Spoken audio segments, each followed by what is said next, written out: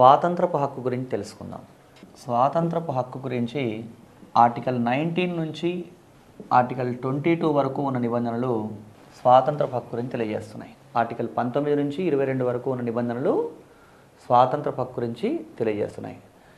ఈ స్వాతంత్రపు హక్కులో అనేక అంశాలు ఉన్నాయండి. దీంట్లో ఒక్కొక్క నిబంధన గురించి మనం కూలంకుషంగా తెలుసుకుందాం.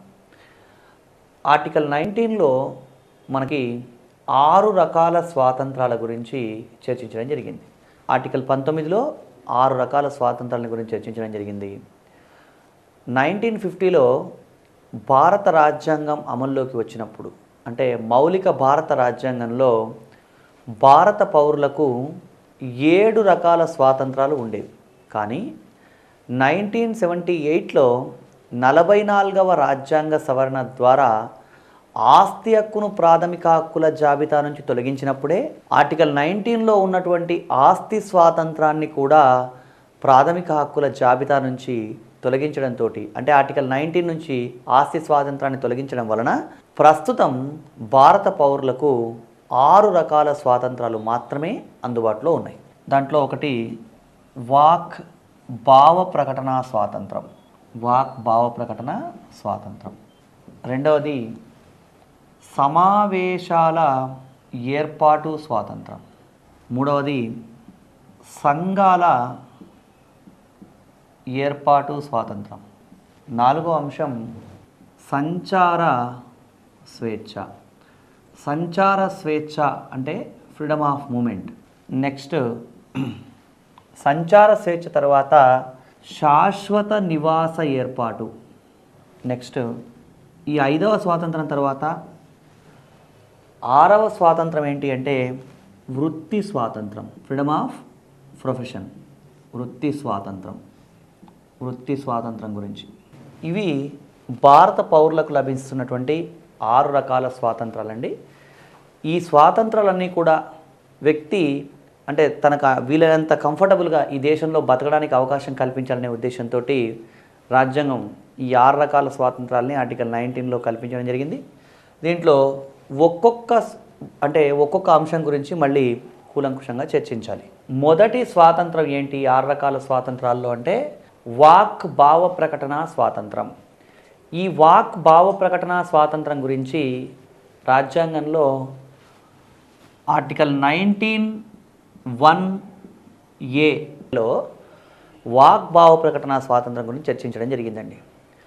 వాగ్భావ ప్రకటన స్వాతంత్రం అంటే ఏంటి అసలు అంటే, ఒక వ్యక్తి తన భావాల్ని ఏ రూపంలోనైనా వ్యక్తం చేయడానికి రాజ్యాంగం మనకు అవకాశం కల్పించిందండి. అంటే మనందరం కూడా మన భావజాలాన్ని, అంటే మనం ఏదైతే ఫీల్ అవుతామో ఆ సమాచారాన్ని మాటల ద్వారా కానివ్వండి, లేదా ముద్రణ ద్వారా కానివ్వండి, లేదా ప్రింటింగ్ ద్వారా, లేదా ఇంకేదైనా ఇతర రూపంలో కానివ్వండి, లేదా హావభావ విన్యాసాల వల్ల కావచ్చు, లేదా శరీర కదలికల ద్వారా కావచ్చు, ఎలాగైనా సరే మన భావాన్ని కమ్యూనికేట్ చేయడానికి, అంటే మన భావజాలాన్ని ఇతర వ్యక్తులకు తెలియజేయడానికి మనకు రాజ్యాంగం అవకాశం కల్పించింది.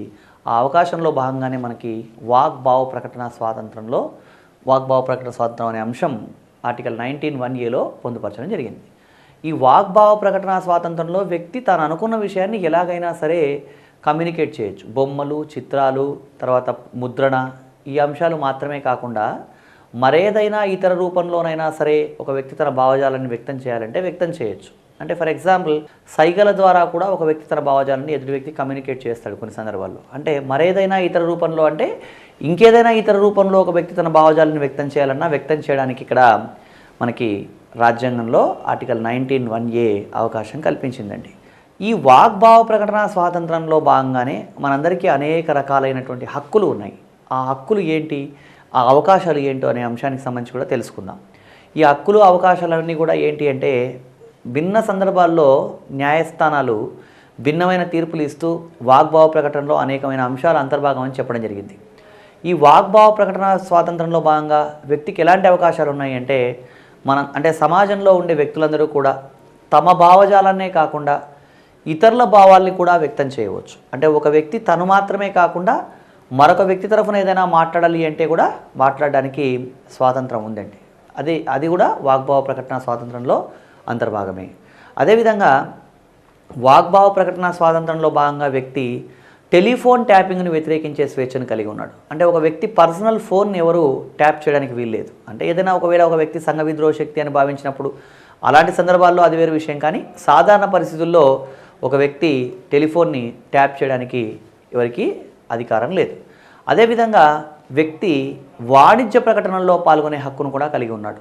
వాగ్భావ ప్రకటన స్వాతంత్రంలో భాగంగానే వ్యక్తులందరూ కూడా ఎవరైనా సరే వాణిజ్య ప్రకటనలో పాల్గొనవచ్చు, వాటికి సంబంధించినటువంటి కార్యకలాపాలు చేసుకోవచ్చు. ఇది కూడా వాగ్భావ ప్రకటన స్వాతంత్రంలో అంతర్భాగం. వాగ్భావ ప్రకటన స్వాతంత్రంలో భాగంగా ఒక వ్యక్తి నిశ్శబ్దంగా ఉండడం కూడా దీంట్లో చెప్పడం జరిగిందండి. అంటే నిశ్శబ్దంగా ఉండడం కూడా వాగ్భావ ప్రకటన స్వాతంత్రంలో అంతర్భాగమే. నిశ్శబ్దంగా ఉండడం అనేది ఎలా వాగ్భావ ప్రకటన స్వాతంత్రంలో అంతర్భాగం అవుతుంది? నిశ్శబ్దం అనేది ఒక కమ్యూనికేషన్. అంటే నిశ్శబ్దంగా ఉండడం కూడా ఒక భావ వ్యక్తీకరణే. అంటే నిశ్శబ్దంగా ఉండడం వల్ల ఒక వ్యక్తి కోపాన్ని కానీ, అయిష్టతను కానీ, అసంతృప్తిని కానీ దేనైనా ఒకదాన్ని వ్యక్తం చేయొచ్చు. కాబట్టి నిశ్శబ్దంగా ఉండడం కూడా వాగ్భావ ప్రకటన స్వాతంత్రంలో అంతర్భాగమే. అదేవిధంగా ఈ వాగ్భావ ప్రకటన స్వాతంత్రంలో అంతర్భాగంగానే మనకి ప్రభుత్వ కార్యకలాపాలని గురించి తెలుసుకునే స్వేచ్ఛ కూడా ఉంది. ప్రభుత్వ కార్యకలాపాలని గురించి తెలుసుకునే స్వేచ్ఛ అంటే ప్రభుత్వం ఏం చేస్తోంది, ఏ సందర్భంలో ఎలాంటి నిర్ణయాలు తీసుకుంది, వీటికి సంబంధించి మనం తెలుసుకునే హక్కు మనకు ఉందండి. మనం జాగ్రత్తగా గమనించినట్టయితే ఆర్టికల్ 19(1)A అనేది రాజ్యాంగంలోని ప్రాథమిక హక్కుల్లో ఉండడం వల్లనే మనకి 2005 సంవత్సరంలో సమాచార హక్కు చట్టం అనేటువంటి చట్టం తీసుకురావడం జరిగింది. సమాచార హక్కు చట్టం ప్రకారం ఒక వ్యక్తి ఏ సమాచారాన్నైనా, ప్రభుత్వానికి సంబంధించినటువంటి ఏ సమాచారాన్నైనా, అంటే మినహాయింపులు ఉన్నాయి అది వేరే విషయం, కానీ ఏ ఇతర సమాచారాన్నైనా సరే తెలుసుకోవడానికి వ్యక్తులకు అవకాశం ఉంది అంటే అది ఆర్టికల్ 19(1)A. అంటే ఒక రకంగా చెప్పాలంటే ఈరోజు భారత రాజ్యాంగంలో ఉన్నటువంటి ఆర్టికల్ 19(1)A అనేది సమాచార హక్కు చట్టానికి కూడా ఆధారభూతమైంది అని మనం చెప్పవచ్చు. ఈ వాగ్భావ ప్రకటన స్వాతంత్రంలో ఇంకా ఏమన్నా ఇతర అంశాలు ఉన్నాయా అంటే ఇప్పుడు మాట్లాడుకున్న అంశాలన్నీ ఉన్నాయండి. ఈ వాగ్భావ ప్రకటన స్వాతంత్రంలో భాగంగా ఒక వ్యక్తి ఏదైనా సమాచారాన్ని ఏ సందర్భంలోనైనా కమ్యూనికేట్ చేయవచ్చు అని మనం తెలుసుకున్నాం. ఇవన్నీ వాగ్భావ ప్రకటన స్వాతంత్రంలో అంతర్భాగాలే. అయితే ఇక్కడ వాగ్భావ ప్రకటన స్వాతంత్రం ఉంది కదా అని వ్యక్తి దాన్ని దుర్వినియోగం చేయకుండా ఉండాలి. కాబట్టి అంటే దాన్ని దుర్వినియోగం చేస్తే ఇతరులకు ఇబ్బంది కలుగుతుంది. అందుకని మనకి ప్రాథమిక హక్కులు ఎంత విస్తారంగా ఉన్నాయో అదేవిధంగా ఈ ప్రాథమిక హక్కులపై కూడా పరిమితులు కూడా ఉన్నాయి. ఈ వాగ్భావ ప్రకటన స్వాతంత్రం మీద కూడా అనేక పరిమితులు ఉన్నాయండి. ఆ పరిమితులు ఏంటి అంటే వ్యక్తులు తాము మాట్లాడేటప్పుడు లేదా తమ ఈ వాగ్భావ ప్రకటన స్వాతంత్రాన్ని వినియోగించుకునే సందర్భంలో దేశ సార్వభౌమాధికారానికి కానీ, దేశ సమైక్యతా సమగ్రతకు కానీ భంగం కలిగించకూడదు. అదేవిధంగా ఇతర వ్యక్తుల పరువు మర్యాదలకు దెబ్బతీసే విధంగా వ్యక్తి వాగ్భావ ప్రకటన స్వాతంత్రం ఉండకూడదు. ఒకవేళ ప్రభుత్వం చేసినటువంటి ఏదైనా ఒక చట్టం వల్ల వ్యక్తి వాగ్భావ ప్రకటన స్వాతంత్రానికి ఇబ్బంది కలుగుతోంది అని అనుకున్నప్పుడు అప్పుడు మనం న్యాయస్థానాన్ని కూడా ఆశ్రయించవచ్చు. ఇటీవలి కాలంలో మనం 66A information technology act, IT యాక్ట్కి సంబంధించి 66A అనే విషయం సుప్రీంకోర్టులో సవాల్ చేయడం జరిగింది. ఆ విషయం మీద శ్రియా సింఘాల్ అనే వ్యక్తి ప్రజా ప్రయోజనాల వ్యాజ్యం వేయడం, దానికి సంబంధించి ఆర్టికల్ 66Aను సమంజసం కాదని న్యాయస్థానం చెప్పడం కూడా మనం గమనించాం. ఎందుకు అంటే వాగ్భావ ప్రకటన స్వాతంత్రం ఉంది కాబట్టి. ఇవన్నీ ఆర్టికల్ 19(1)Aలో ఉన్నటువంటి వాగ్భావ ప్రకటన స్వాతంత్రంలో అంతర్భాగమే. వాగ్భావ ప్రకటన స్వాతంత్రం తర్వాత ఆర్టికల్ 19లో ఉన్నటువంటి రెండవ స్వాతంత్రం ఏంటి అంటే సమావేశాల ఏర్పాటు స్వాతంత్రం. ఈ సమావేశాల ఏర్పాటు స్వాతంత్రం గురించి ఆర్టికల్ 19(1)B తెలియజేయడం జరుగుతుంది. సమావేశాల ఏర్పాటు స్వాతంత్రం అంటే ఏంటి అంటే దేశంలోని పౌరులు సమావేశాలు ఏర్పాటు చేసుకోవడానికి స్వాతంత్రాన్ని కలిగి ఉన్నారు. పౌరులందరూ కూడా ఎవరైనా సరే బహిరంగ ప్రదేశాల్లో సమావేశాలు ఏర్పాటు చేసుకునే అవకాశాన్ని కలిగి ఉన్నారండి. ఈ సమావేశాల ఏర్పాటు స్వాతంత్రంలో భాగంగా వ్యక్తి సమావేశాలు ఏర్పాటు చేసుకోవచ్చు. అయితే సమావేశాలు ఏర్పాటు చేసుకునే సందర్భంలో ఆయుధాలు ధరించి సమావేశాలకు హాజరు కాకూడదు. సిక్కు మతానికి సంబంధించిన వాళ్ళకు మాత్రం మినహాయింపు ఉంటుంది. వాళ్ళు ఒక కృపాన్, చిన్న కత్తిని ధరించి సమావేశాలకు హాజరు కావచ్చు. ఎందుకంటే అది వాళ్ళ మతాచారంలో భాగం కాబట్టి అది మినహాయింపు. భారత పౌరులకు మిగతా వాళ్ళందరికీ కూడా సమావేశాల ఏర్పాటు స్వాతంత్రంలో భాగంగా హక్కు కల్పించబడ్డప్పటికీ వ్యక్తులు ఆయుధాలు ధరించి సమావేశాలకు హాజరు కాకూడదు. ఈ సమావేశాల ఏర్పాటు స్వాతంత్రంలో అంతర్భాగంగానే ఇంకా కొన్ని విషయాలు చెప్పడం జరిగింది. అసలు సమావేశం అంటే ఏంటి? ఒక మీటింగ్ కండక్ట్ చేయడం మాత్రమేనా అంటే, సమావేశం అంటే మీటింగ్ కండక్ట్ చేయడం అని మాత్రమే కాదండి. వ్యక్తులు ర్యాలీలు చేయడం కావచ్చు, అదేవిధంగా ఊరేగింపులు చేయడం కావచ్చు, లేదా ఏమైనా ప్రదర్శనలు చేయడం కావచ్చు, ఇవన్నీ కూడా సమావేశాల ఏర్పాటు స్వాతంత్రంలో అంతర్భాగమే. ఈ సమావేశాలు అనేవి బహిరంగ ప్రదేశాల్లో మాత్రమే జరగాలి. అంటే సమావేశాలు ఎప్పుడు బహిరంగ ప్రదేశాల్లో మాత్రమే సమావేశాలు ఏర్పాటు చేసుకోవాలి. రహస్య ప్రదేశాల్లో సమావేశాలు ఏర్పాటు చేయకూడదు. అయితే ఈ సమావేశాల ఏర్పాటు స్వాతంత్రం అనేది పౌరులకు లభించిన తర్వాత మరి కొన్ని సందర్భాల్లో మనం మీడియాల్లో, పత్రికల్లో రకరకాలైనటువంటి విషయాలు చదువుతూ ఉంటాం. ఏదో ఒక పొలిటికల్ పార్టీ మేము పలానా సమావేశానికి పిలుపునిచ్చాం అని చెప్పడం, అదే సందర్భంలో పోలీసులు ఇది శాంతి భద్రత విఘాతం కలిగిస్తోంది కాబట్టి, వాళ్ళు పర్మిషన్ తీసుకోలేదు కాబట్టి ఈ సమావేశానికి మేము పర్మిషన్ ఇవ్వలేదు అని చెప్పడం, రెండు మనం చదువుతూ ఉంటాం. ఇక్కడ విషయం ఏంటి అంటే, ఒక రాజకీయ పార్టీ ఒక సమావేశానికి పిలుపునిచ్చింది అంటే అర్థం ఏంటి అంటే, ఆర్టికల్ 19(1)(b)లో సమావేశాల ఏర్పాటు స్వాతంత్రం ఉంది కాబట్టి రాజ్యాంగబద్ధంగా మేము సమావేశాలు ఏర్పాటు చేసుకుంటాం అన్నది ఆ పార్టీ భావన అయి ఉంటుంది. మరి పోలీసులు లేదా ఇంకా ప్రభుత్వం కొన్ని సందర్భాల్లో ఈ సమావేశానికి పర్మిషన్ లేదు అని ఎందుకంటుంది, లేదా ఈ సమావేశాలు జరగాల్సిన అవసరం లేదని, ఈ సమావేశాన్ని అడ్డుకోవాలని ఎందుకు ప్రయత్నిస్తుంది అంటే, మన ప్రాథమిక హక్కులు అపరిమితమైనవి కావండి. ప్రాథమిక హక్కుల మీద హేతుబద్ధమైన పరిమితులు విధించవచ్చు. అదేవిధంగా సమావేశాల ఏర్పాటు స్వాతంత్రం మీద కూడా కొన్ని పరిమితులు ఉన్నాయి. ఆ పరిమితులు ఏంటి అంటే, సమావేశాలు అనేవి ట్రాఫిక్ ఆంక్షల్ని అంటే ట్రాఫిక్ని ఇబ్బంది పెట్టే విధంగా సమావేశాలు ఏర్పాటు చేసుకోకూడదు. అంటే సిఆర్పిసి, ఐపీసీలో ఉన్నటువంటి సెక్షన్స్ ఏం చెప్తున్నాయంటే, సమావేశాల ఏర్పాటు స్వాతంత్రం మీద అవసరమైన మేరకు రాజ్యం హేతుబద్ధమైన పరిమితులు విధించడానికి అవకాశం ఉంది అని చెప్తున్నాయి. అంటే పోలీసు వర్గాలు మేము పర్మిషన్ ఇవ్వట్లేదు అని కానీ, ప్రభుత్వం పర్మిషన్ ఇవ్వట్లేదు కానీ అనింది అంటే అర్థం ఏంటి అంటే, సమావేశాల ఏర్పాటు స్వాతంత్రం మీద పౌరులకు కొన్ని పరిమితులు కూడా ఉన్నాయి కాబట్టి ఆ పరిమితుల్ని మేము వాడుతున్నామని ప్రభుత్వం చెప్తుంది. ఒక ప్రాథమిక హక్కును మేము వినియోగించుకుంటున్నామని చెప్పేసి ప్రజలు చెప్తున్నారు. ఈ రెండింటి మధ్య సంఘర్షణ ఏర్పడ్డప్పుడే వివాదాస్పదమైనటువంటి అంశాలు వస్తాయండి. సో కాబట్టి సమావేశాల ఏర్పాటు స్వాతంత్రం అనేది పౌరులకు ఉంది అని మనం గమనించాలి. సమావేశాల ఏర్పాటు స్వాతంత్రంలో భాగంగానే ఏమేమి అంతర్భాగంగా ఉన్నాయి అంటే, ఊరేగింపులు, అదేవిధంగా ర్యాలీలు, ప్రదర్శనలు కూడా వ్యక్తులు చేసుకోవచ్చు. అంటే మనకి స్వాతంత్రం ఉంది, దీని మీద కొన్ని పరిమితులు కూడా ఉన్నాయి అని మనం గుర్తించాలి. నెక్స్ట్ ఆర్టికల్ 19లో 3వ స్వాతంత్రం అంటే మనకి వాగ్భావ ప్రకటన స్వాతంత్రం, సమావేశాల ఏర్పాటు స్వాతంత్రం తర్వాత 3వ స్వాతంత్రం ఏంటి అంటే, సంఘాలు ఏర్పాటు చేసుకునే స్వాతంత్రం. సంఘాలు ఏర్పాటు చేసుకునే స్వాతంత్రం ఇది ఆర్టికల్ 19(1)(c)లో మనకి సంఘాలు ఏర్పాటు చేసుకునే స్వాతంత్రం ఉందండి.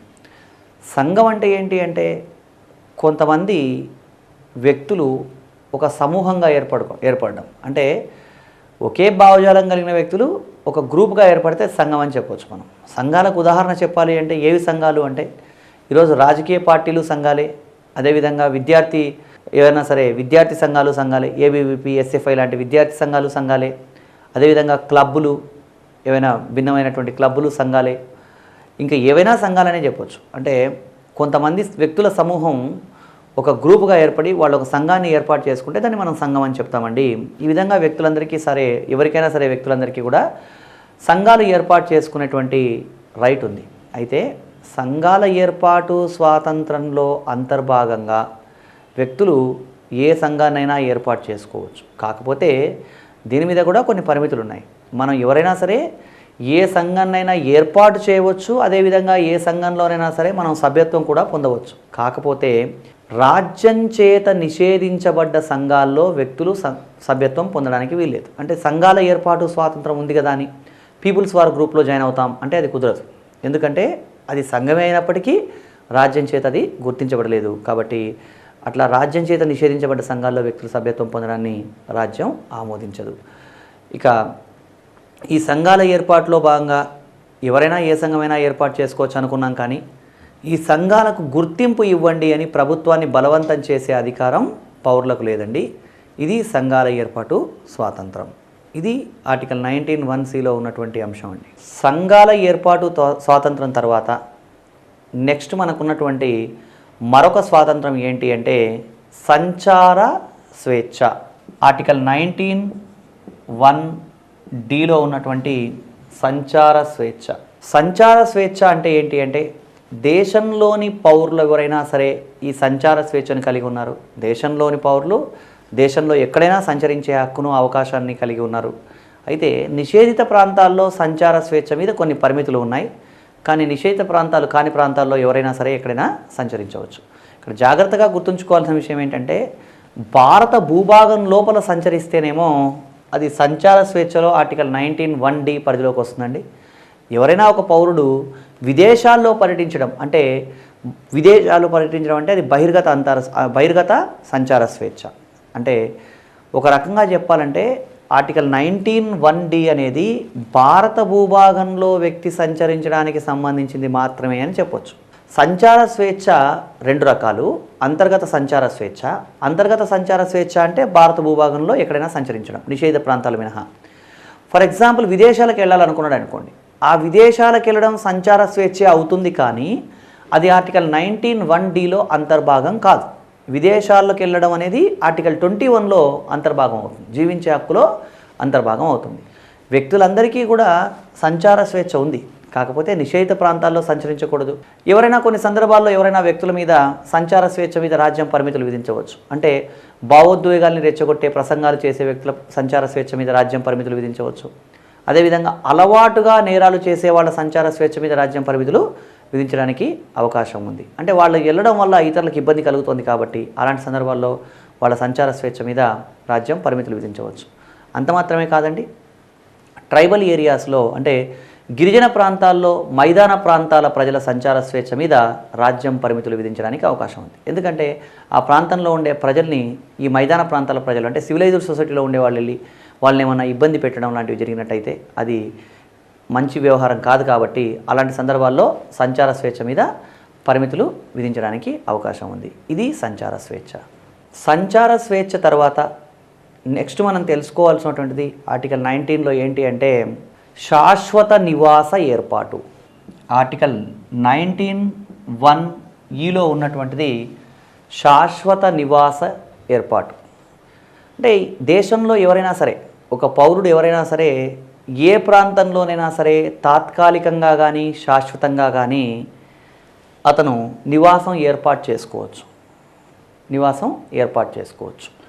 ఇక్కడ తాత్కాలికంగా కానీ శాశ్వతంగా కానీ నివాసం ఏర్పాటు చేసుకోవచ్చు అంటే అర్థం ఏంటంటే ఎవరైనా ఎక్కడైనా శాశ్వతంగా కానీ తాత్కాలికంగా కానీ ఉండడానికి రాజ్యం అవకాశం కల్పిస్తుందండి. ఇక్కడ ప్రజలకు అనేక రకాలైనటువంటి భ్రమలు, ఈ విషయం పట్ల అపోహలు కూడా ఉన్నాయి. కొన్ని సందర్భాల్లో మనం గమనించాం. కొన్ని సందర్భాల్లో కొంతమంది రాజకీయ ప్రముఖులు చేసినటువంటి వ్యాఖ్యానాల వల్ల కూడా జనాలు గందరగోళం అయ్యే పరిస్థితి మనం గమనిస్తూ ఉంటాం. అంటే ఈ దేశంలో ఉండే పౌరుడు ఎవరైనా సరే ఎక్కడైనా తాత్కాలికంగా కానీ శాశ్వతంగా కానీ నివాసం ఏర్పాటు చేసుకోవచ్చు.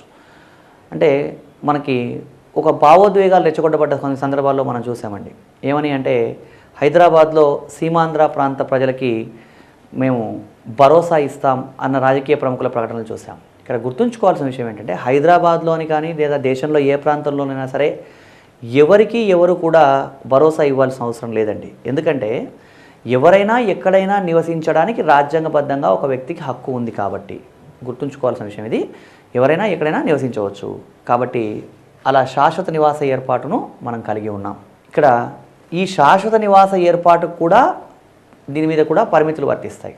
ఏంటి ఆ పరిమితులు అంటే మనకి సంచార స్వేచ్ఛకు వర్తించే పరిమితులే దీనికి కూడా వర్తిస్తాయి. అంటే గిరిజన ప్రాంతాల్లో లేదా ట్రైబల్ ఏరియాస్లో వ్యక్తి యొక్క శాశ్వత నివాసం మీద పరిమితులు విధించడం జరుగుతుంది. ఇలాంటి పరిమితులు అంటే సంచార స్వేచ్ఛకు వర్తించే అన్ని రకాల పరిమితులు శాశ్వత నివాస ఏర్పాటుకు కూడా వర్తిస్తాయి. ఇది శాశ్వత నివాస ఏర్పాటు.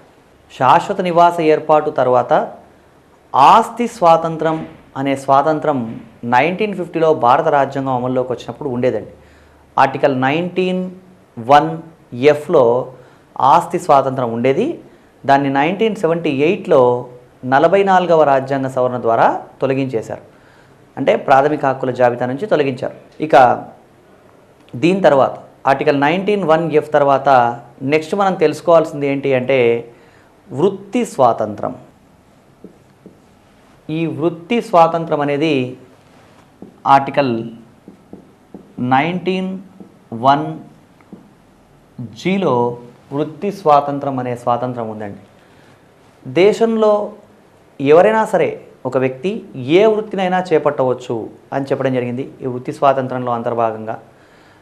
అయితే వృత్తి స్వాతంత్రంలో భాగంగా ఎవరైనా ఏ వృత్తినైనా చేపట్టవచ్చు, కానీ కొన్ని పరిమితులు ఉన్నాయి.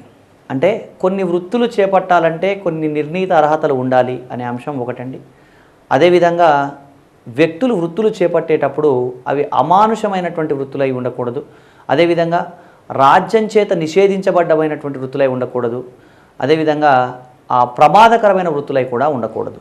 ఇది వృత్తి స్వాతంత్రానికి సంబంధించిన పరిమితులు. అదేవిధంగా వ్యక్తుల ఆత్మగౌరవాన్ని దెబ్బతీసే వృత్తులు కూడా వ్యక్తులు చేపట్టడానికి వీల్లేదండి. అంటే వృత్తులు అంటే ఒక వ్యక్తి ఎవరైనా ఏ వృత్తినైనా చేపట్టవచ్చు, కానీ రాజ్యం చేత నిషేధించబడ్డ వృత్తులు చేపట్టడానికి అవకాశం లేదు. వృత్తి స్వాతంత్రం ఉంది కదా అని ఒక వ్యక్తి దొంగతనాన్ని వృత్తిగా ఎంచుకుంటానంటే కుదరదు, ఎందుకంటే అది రాజ్యం చేత నిషేధించబడ్డ వృత్తి. అదేవిధంగా వేశ్యావృత్తి, భిక్షాటన ఇలాంటివి కూడా రాజ్యం చేత నిషేధించబడ్డాయి. వ్యక్తులు ప్రమాదకరమైన వృత్తులు కూడా చేపట్టకూడదండి. అంటే వ్యక్తులందరికీ వృత్తి స్వాతంత్రం ఉంది, కానీ పరిమితులు ఉన్నాయి. ఇంకా స్పెసిఫిక్గా చెప్పాలంటే వృత్తి స్వాతంత్రానికి సంబంధించి ఉన్నటువంటి మరొక లిమిటేషన్ ఏమంటే కొన్ని వృత్తులు చేపట్టాలంటే కొన్ని నిర్ణీత అర్హతలు ఉండాలి. ఆ నిర్ణీత అర్హత లేకుండా ఆ వృత్తి చేపట్టడం సమంజసం కాదు.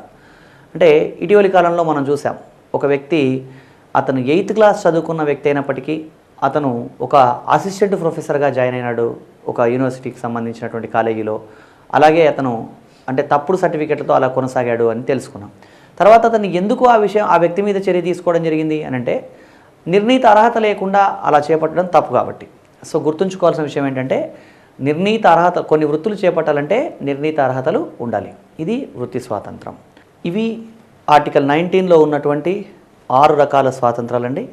ఆర్టికల్ 19 తర్వాత నెక్స్ట్ మనం తెలుసుకోవాల్సినటువంటి నిబంధన ఏది అంటే ఆర్టికల్ 20. ఆర్టికల్ 20 ఏం చెప్తోంది అంటే శిక్షల నుంచి రక్షణ.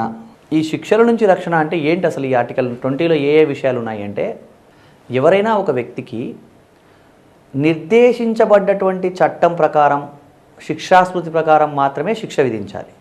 నిర్హేతుకమైన అహేతుకమైన శిక్షలు విధించకూడదు. అంటే ఎవరన్నా ఒక వ్యక్తి ఒక తప్పు చేసినట్టయితే ఆ తప్పుకు ఏదైతే శిక్ష నిర్దేశించబడి ఉందో ఆ నిర్దేశించబడ్డ శిక్ష మాత్రమే ఈ వ్యక్తికి విధించాలి. అంతేగాని అహేతుకంగా శిక్షలు విధించడం లాంటివి చేయకూడదు.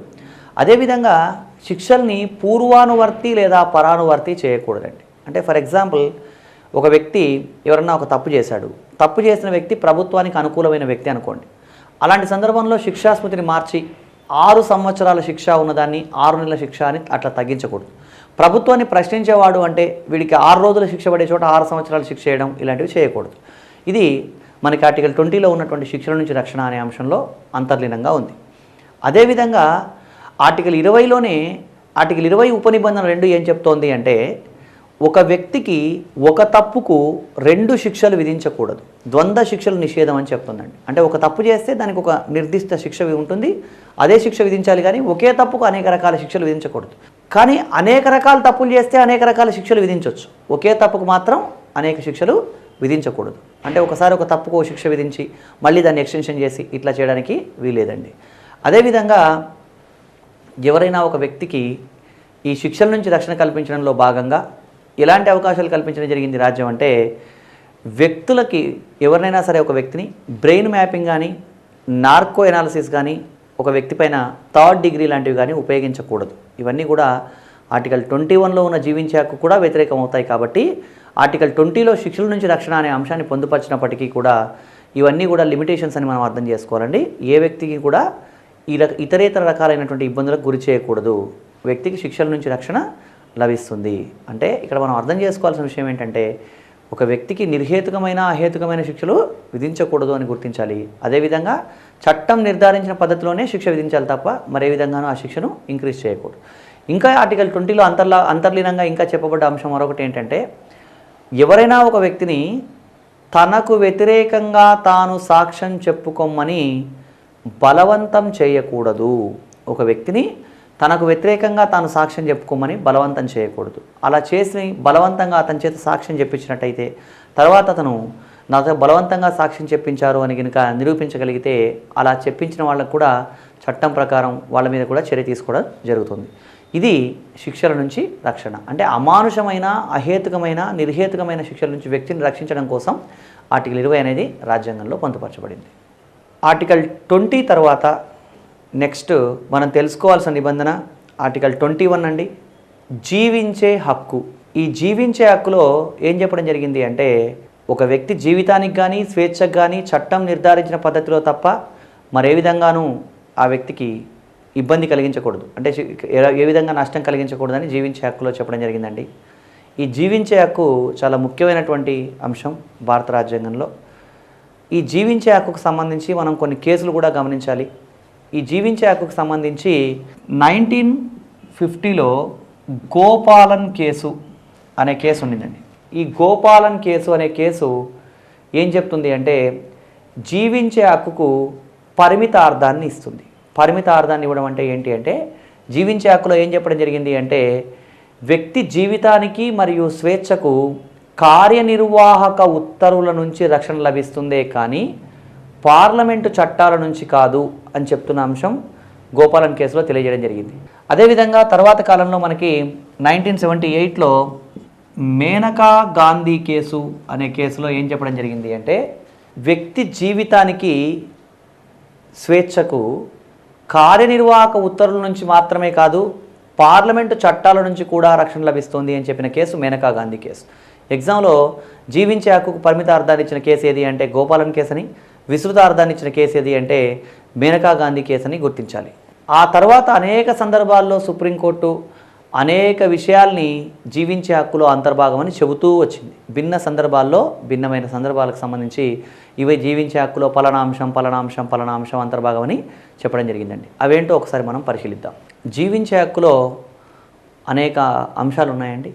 అవేంటి అంటే, ఒకటి కాలుష్యరహిత జీవితం, పొల్యూషన్ ఫ్రీ లైఫ్ జీవించే హక్కులో అంతర్భాగం. సకాలంలో వైద్య సదుపాయం పొందడం, అదేవిధంగా బేడీలను నిరోధించడం అంటే హ్యాండ్ కఫింగ్ జీవించే హక్కులో అంతర్భాగం. వివాహం జీవించే హక్కులో అంతర్భాగం. గృహ సదుపాయాన్ని పొందడం జీవించే హక్కులో అంతర్భాగం. ఎన్కౌంటర్లను వ్యతిరేకించడం జీవించే హక్కులో అంతర్భాగం. ఎన్కౌంటర్లను వ్యతిరేకించడం జీవించే హక్కులో అంతర్భాగం. ఇలా అనేక అంశాలు జీవించే హక్కులో అంతర్భాగంగా చెప్పడం అనేది జరిగిందండి. స్వచ్ఛమైన నీటిని పొందడం కూడా జీవించే హక్కులో అంతర్భాగమే.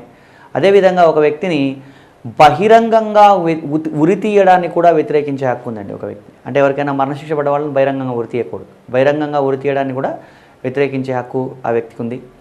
ఇవన్నీ కూడా అనేక అంశాలు జీవించే హక్కులో అంతర్భాగమని భిన్న సందర్భాల్లో చెప్పడం జరిగింది. అదేవిధంగా ఒక వ్యక్తిని రాజ్యం నుంచి బహిష్కరించడం కూడా పొరపాటే. అంటే రాజ్య బహిష్కారం అనేది రాజ్యాంగబద్ధంగా తప్పండి. ఎస్సీ ఎస్టీ అట్రాసిటీ సందర్భాల్లో కూడా ఒక ప్రాంతం నుంచి బహిష్కరిస్తారే కానీ దేశం నుంచి బహిష్కరించడానికి వీల్లేదు. రాజ్యం నుంచి బహిష్కరించడాన్ని వ్యతిరేకించడం జీవించే హక్కులో అంతర్భాగం. అదేవిధంగా కస్టడీ మరణాలను వ్యతిరేకించడం మన హక్కు అండి. అంటే కస్టడీలో పెట్టి ఎవరిని ఒక వ్యక్తిని కొట్టి కానీ లేదా హింసించి కానీ చంపడానికి రైట్ లేదు. కస్టడీ మరణాలను వ్యతిరేకించడం జీవించే హక్కులో అంతర్భాగం. ఇలా భిన్న సందర్భాల్లో సుప్రీంకోర్టు ఇది జీవించే హక్కులో అంతర్భాగం అని చెప్తూ రావడం జరిగింది. ఇదంతా కూడా జీవించే హక్కుకు సంబంధించింది. అంటే ఒక వ్యక్తి వీళ్ళంత కంఫర్టబుల్గా లైఫ్ లీడ్ చేయడానికి సంబంధించి ఈ జీవించే హక్కు అనేది ఒకటి పొందుపరచడం జరిగింది. ఏదైనా సందర్భంలో జీవించే హక్కుకు భంగం కలిగినట్టయితే ఆ వ్యక్తి నేరుగా సుప్రీంకోర్టును కూడా ఆశ్రయించవచ్చు. ఈ జీవించే హక్కులో అంతర్భాగంగా ఒక వ్యక్తికి ఏకాంతంగా ఉండడం కూడా జీవించే హక్కులో అంతర్భాగం అని చెప్పడం జరిగిందండి రాజ్యాంగం. ఎందుకంటే ఒక వ్యక్తి ఏకాంతాన్ని ఎవరన్నా డిస్టర్బ్ చేస్తే కూడా అది క్రైమ్ అవుతుంది. కాబట్టి ఎవరి ఇష్టం వచ్చినట్టు వాళ్ళు ప్రశాంతంగా జీవితం గడపడానికి హక్కు కల్పించడం జరిగింది. ఏకాంతంగా ఉండడం కూడా జీవించే హక్కులో అంతర్భాగంగా చెప్పడం జరిగింది. ఇలా అనేక రకాలైన అంశాలు జీవించే హక్కులో అంతర్భాగం అని గమనించాలి. ఇది జీవించే హక్కు. నెక్స్ట్ ఆర్టికల్ 21 తర్వాత ఆర్టికల్ 22 అండి. ఆర్టికల్ 22లో నిర్బంధం నుంచి రక్షణ పొందే హక్కు అనే అంశం ఉంది. ఈ నిర్బంధం నుంచి రక్షణ పొందడం అంటే ఏంటి అని అంటే, ఈ నిర్బంధం ప్రాథమికంగా రెండు రకాలండి. ఒకటి శిక్షాపరమైన నిర్బంధం, రెండవది నిరోధక నిర్బంధం. ఈ రెండు రకాల నిర్బంధం నుంచి రక్షణ పొందే హక్కు పౌరులకు ఉంది. ఈ నిరోధక నిర్బంధానికి సంబంధించి అనేక రకాల చట్టాలు ఉన్నాయండి. పీడీ, మీసా, కాంఫోసా ఇలా అనేక చట్టాలు ఉన్నాయి. అదేవిధంగా ఊపా, టాడా, పోటా లాంటి చట్టాలు కూడా నిరోధక నిర్బంధ చట్టాలే. ప్రస్తుతం అమల్లో ఉన్నటువంటి నిరోధక చట్టం ఏది అంటే ఊపా, UAPA. Unlawful activities prevention act. ఈ అన్ని రకాలైనటువంటి నిరోధక నిర్బంధ చట్టాల నుంచి కూడా వ్యక్తి రక్షణ పొందొచ్చండి. అంటే ఒక వ్యక్తిని అరెస్ట్ చేస్తే మామూలుగా 24 గంటల్లోపు కోర్టు ముందు హాజరుపరచాలి. అలా హాజరుపరచకుండా అంతకన్నా ఎక్కువ కాలం నిర్బంధించి ఉంచడానికి అవకాశం కల్పిస్తూ కొన్ని నిరోధక నిర్బంధ చట్టాలు ఉన్నాయి. అదే మనకి పీడీ చట్టం నుంచి మొదలుకొని ప్రస్తుతం ఉన్నటువంటి ఊపా అన్లాఫుల్ యాక్టివిటీస్ ప్రివెన్షన్ యాక్ట్ వరకు ఉన్నటువంటి చట్టాలు. ఈ చట్టాల ద్వారా ఒక వ్యక్తిని నిర్బంధించి ఉంచినప్పుడు 24 గంటల్లోపు కోర్టు ముందు హాజరుపరచాల్సిన అవసరం లేదండి. అంటే అవి నిరోధక నిర్బంధ చట్టం ప్రకారం ఒక వ్యక్తిని నిర్బంధిస్తే అలాంటి సందర్భాల్లో కోర్టు ముందు హాజరుపరచాల్సిన అవసరం లేదు. దానికి సంబంధించి కొన్ని ప్రత్యేకమైన నిబంధనలు రాజ్యాంగంలో పొందుపరచడం జరిగింది. అలా ఒక 2 నెలల వరకు నిర్బంధించి ఉంచవచ్చు. ఇంకా అవసరం అనుకుంటే ఆ నిర్బంధాన్ని పొడిగించాలంటే హైకోర్టు న్యాయమూర్తుల సలహా బోర్డు అనుమతితోటి ఇంకా నిర్బంధాన్ని కూడా పొడిగించవచ్చు. దీనికి సంబంధించి అనేక రకాలైన అంశాలు రాజ్యాంగంలో పేర్కొనడం జరిగింది. ప్రాథమికంగా మనకి ఆర్టికల్ 22 ఏం చెప్తుంది అంటే నిర్బంధం నుంచి రక్షణ పొందే హక్కు ఉంది. ఈ నిర్బంధం 2 రకాలు. ఒకటి శిక్షాపరమైన నిర్బంధం, రెండోది నిరోధక నిర్బంధం. ఈ 2 రకాల నిర్బంధాల నుంచి రక్షణ పొందే హక్కు పౌరులకు ఉంది అని చెప్తున్నటువంటిది ఆర్టికల్ 22.